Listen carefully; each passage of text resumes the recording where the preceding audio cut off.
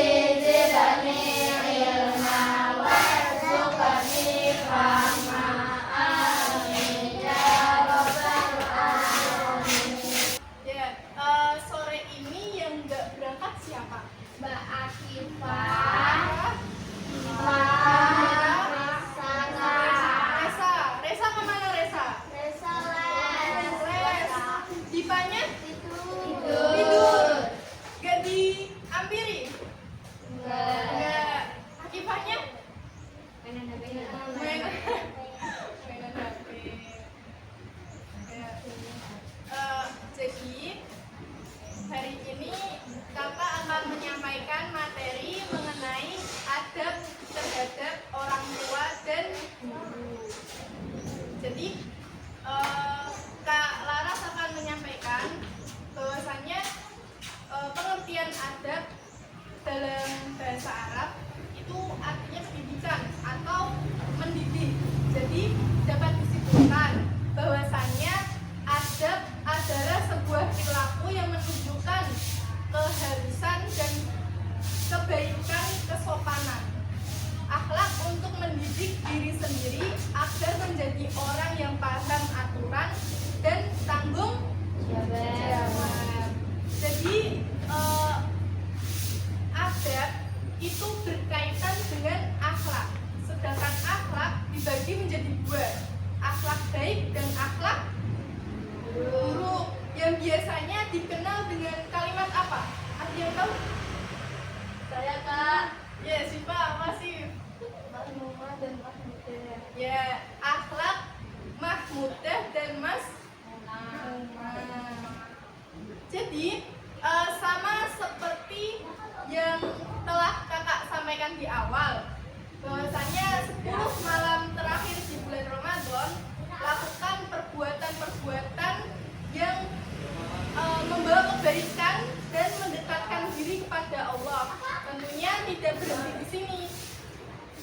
Setelah Ramadan pun harus dilanjutkan. Mari kita usahakan untuk melakukan perbuatan di bulan Ramadan ini di hari-hari selanjutnya. Selanjutnya, adapun keutamaan berbakti kepada kedua orang tua. Yang pertama, amal yang paling utama. Maksudnya apa, Kak? Maksudnya berbakti kepada kedua orang tua merupakan salah satu amal yang paling utama. Yang kedua, bernilai jihad.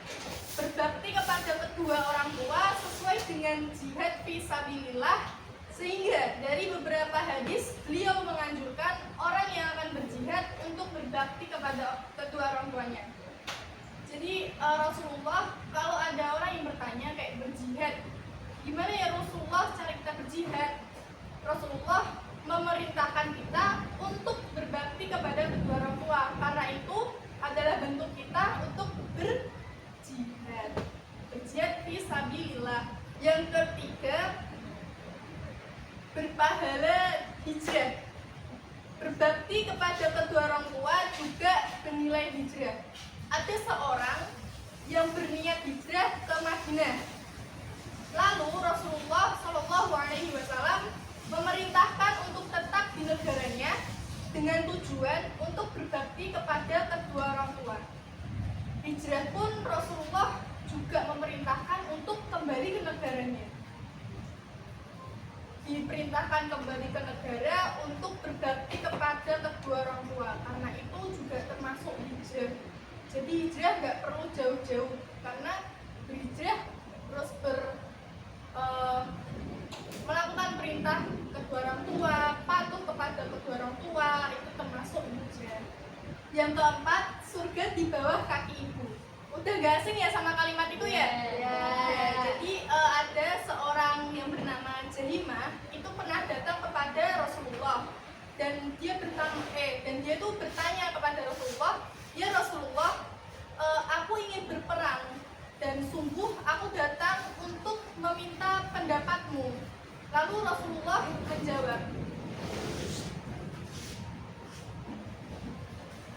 apakah engkau masih memiliki ibu?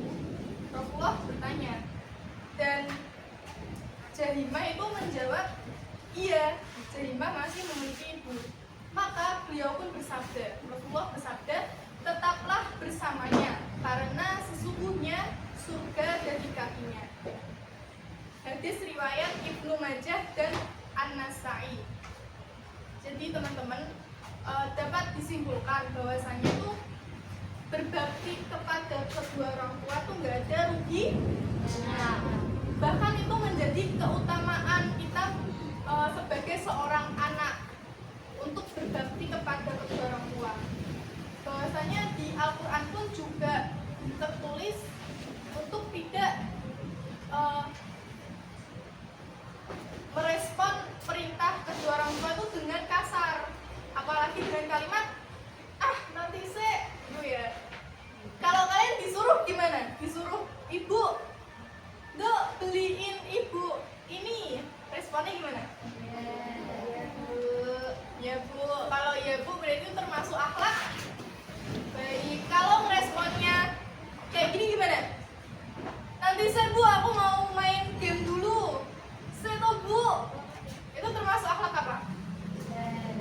Akhlak buruk.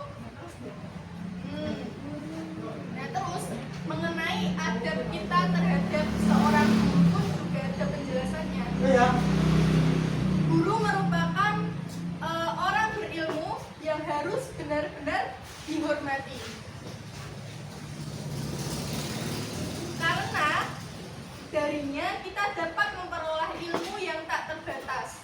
Dulu bahkan demi memperoleh sepotong hadis atau mencari ilmu lain, orang-orang rela melakukan perjalanan jauh demi dapat duduk di majelis ilmu dan mendengarkan apa yang disampaikan oleh gurunya.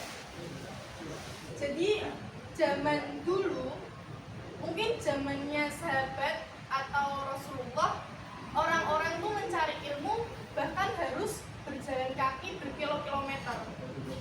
Dibandingkan zaman sekarang, dimanapun bisa mencari ilmu, di sekolah bisa mencari ilmu, di TPQ mencari ilmu, kumpul sama temen mencari ilmu, semua tempat bisa menjadikan kita buat mencari ilmu. Kita bersosialisasi dengan orang-orang baru juga termasuk mencari ilmu. Jadi Kak Laras mau tanya, kalau teman-teman ketemu guru yang jalan di sekolah, respon kalian gimana? Menyapa, senyum, salam, santun, benar, sopan, santun. Jadi kalau ketemu gurunya di jalan bisa, jangan melengos. Ketemu gurunya seakan-akan nggak kenal. Yaitu termasuk akhlak yang buruk karena kita awalnya kan nggak tahu apa-apa ya, terus belajar dikasih ilmu sama guru. Jadi orang pinter udah tahu ilmunya, ketemu gurunya malah melengos. Itu perbuatan yang nggak harus dicontoh, nggak baik dicontoh.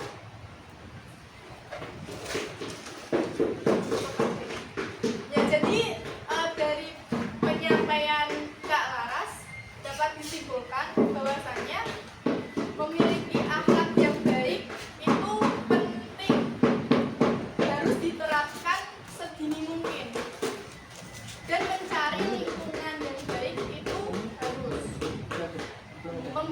memilih lingkungan yang baik, ya. Nah, jadi itu saja yang bisa Kak Laras sampaikan. Semoga ilmu yang Kak Laras sampaikan bisa bermanfaat, bisa diterapkan oleh adik-adik semua.